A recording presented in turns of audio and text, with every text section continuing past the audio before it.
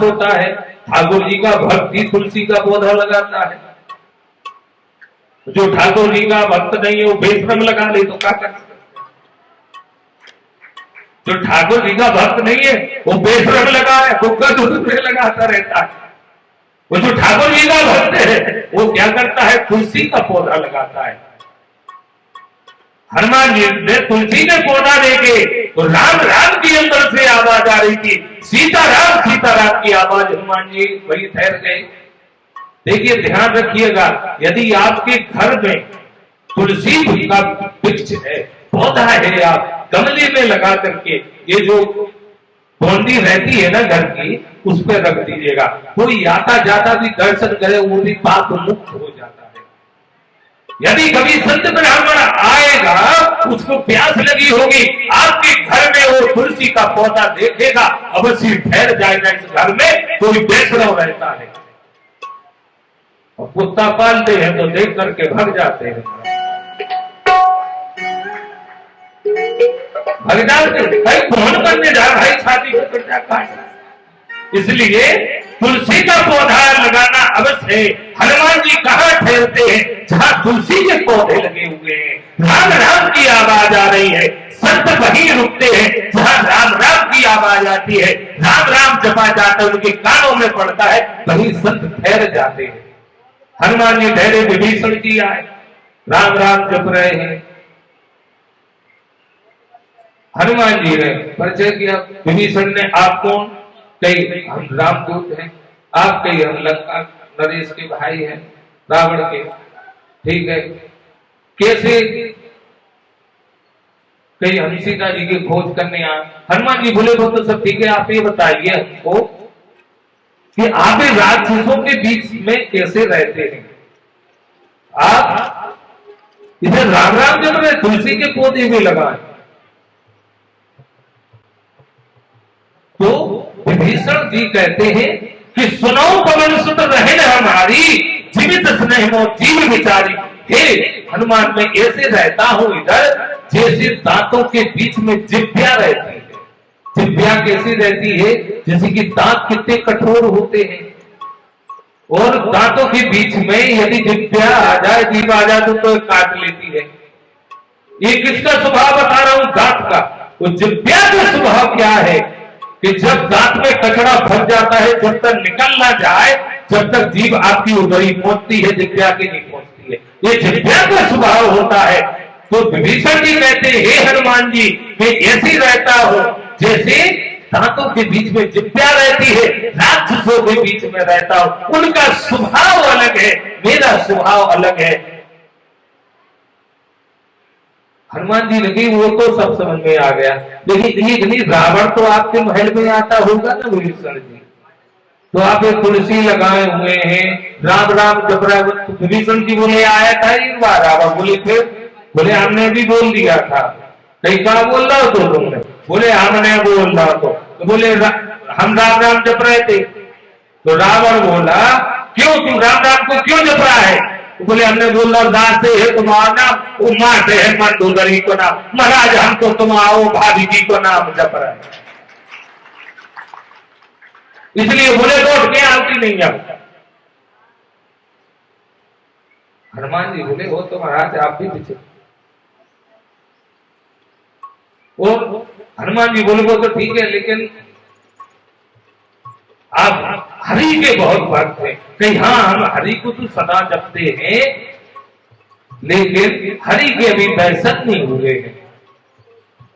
हनुमान जी कहते हैं आप एक काम करिए, आप मुझे माता के दर्शन करवा दीजिएगा, मैं आपको पिताजी के दर्शन करवा देता हूं।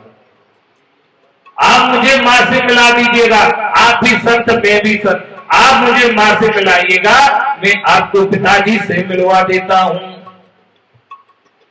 विभीषण जी कहते हैं कि अब कोई भाव भरोसा हनुमंता, बिन हरि कृपा मिले ही नहीं सकता। हनुमान जी आपकी बातों पर मुझे भरोसा है, आप मुझे अवश्य भगवान से मिलाएंगे, क्योंकि अब मुझे विश्वास होगा हरि की कृपा हम पे है। हनुमान जी बोले कैसे? बोले जो सत्य चल के आते हैं, दर्शन देते हैं, तो ईश्वर की कृपा से ही संतों के दर्शन होते हैं। वो आपने स्वयं चल करके मुझे दर्शन दिए, तो श्री हरि की मुझ पर कृपा हो गई। हनुमान आप। और हनुमान जी को युक्ति बताते हैं कि आप इधर से जाइए, अशोक वाटिका में उधर जानकी जी बैठी हुई है। हनुमान जी गए, जुगत विभीषण सकल सुनाई, जो मैंने बताया ना हनुमान जी को युक्ति बता दी विभीषण ने कि आप ऐसे इस प्रकार से जाइए, और उधर बैठी हुई है। हनुमान जी गए कि तारे बल्ला लुका लुकाई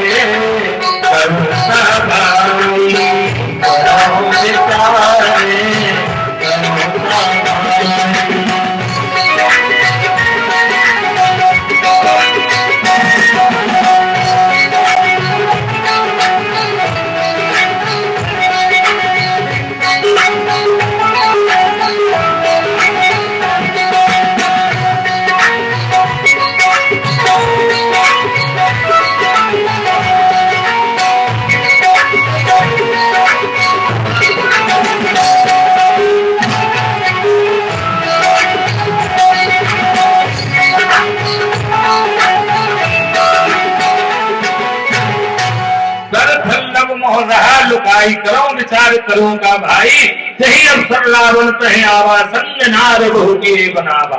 उसी हनुमान जी गए अशोक वृक्ष में पत्तों में चुप करके बैठ गए, अपने शरीर को ढाक करके कोई देख ना ले। उसी समय रावण आया, मंदोदरी आदि उसके साथ ना, उसकी पत्नियां हैं नारियों के साथ। अच्छा, रावण में एक मर्यादा थी, आज के जो पुरुष है वो तो रावण से गए गुजरे हो गए।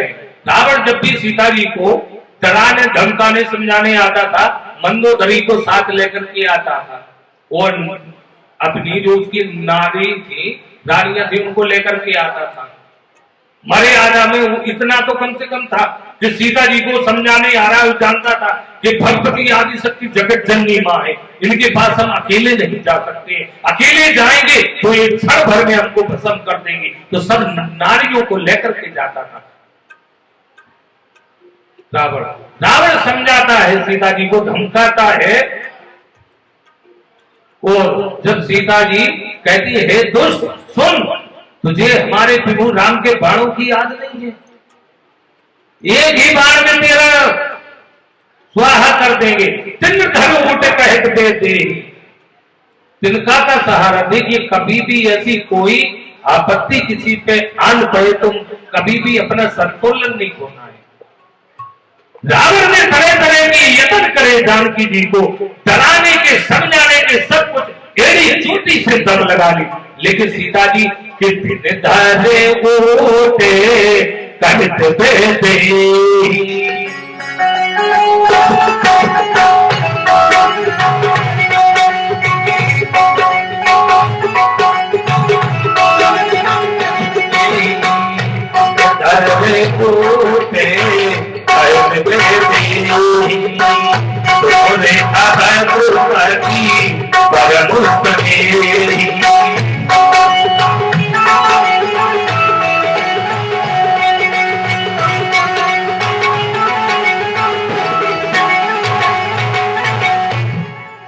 बेटे सहारा लेती है जानकी, और रावण को भटका लगाती है। रावण ने तलवार निकाली, चंद हाथ निकाला, अभी में गलाकार मंदोदरी ने हाथ पकड़ लिया।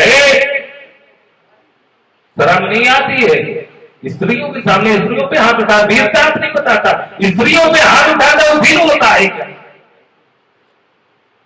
मंदोदरी ने फटका लगाई। रावण ने इधर जो दासियां थी सीता जी के पास लगाए, उनको आज्ञा दी कि इनको प्रार्थना दी जाए, समझाए बुझाया जाए।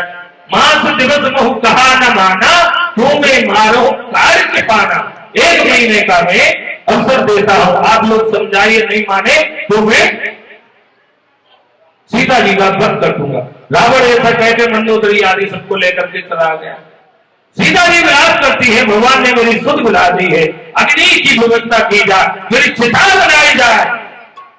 हनुमान जी बहुत परेशान थे, ये तो रावण को देख करके विचार कर रहे थे तो इसे निपटा नहीं पाएंगे, लेकिन फिर याद आ गई जामवंत जी ने कहा था, जामवंत कहो